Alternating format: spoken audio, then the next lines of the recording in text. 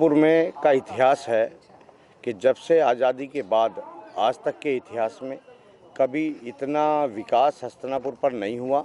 अगर मैं विकास की बात करूं तो 150 करोड़ रुपए की पुल की योजना जो स्वीकृत कराकर वहां से चांदपुर जोड़ने के लिए हस्तिनापुर से कनेक्टिविटी जोड़ने का हो, चाहे वो नेशनल हाईवे गणेशपुर से लेकर चांदपुर का हो, चाहे एजुकेशन की बात करूं तो 3 डिग्री कॉलेज देने का काम आदरणीय योगी जी ने आज़ादी के बाद पहली बार हुआ है।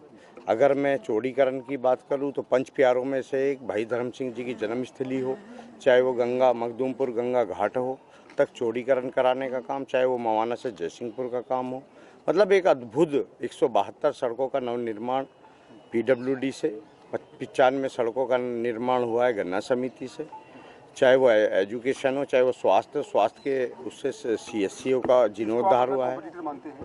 कंपटीटर कोई है ही नहीं भारतीय जनता पार्टी के सामने।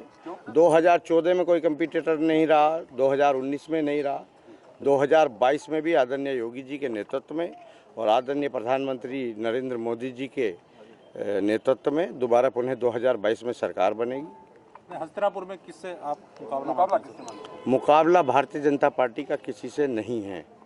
आपने बराबर देखा है 2014 से लेकर 22 तक कोई किसी मुकाबले में नहीं आ पाता है। आपने देखा होगा कि दुनिया गठबंधन कर रही है। भारतीय जनता पार्टी सबका साथ, सबका विकास और सबके विश्वास पर सभी धर्मों को एक साथ लेकर के चलकर 2022 में पुनः सरकार बनाएगी। कांग्रेस के प्रत्याशी के बारे में क्या कहेंगे मंत्री जी?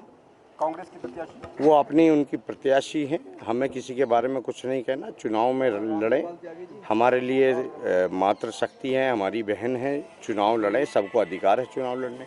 भी आपको सर कह के संबोधित करती हैं, बात भी करती है तो कहते हैं आपका नाम के आगे सर लगाती है।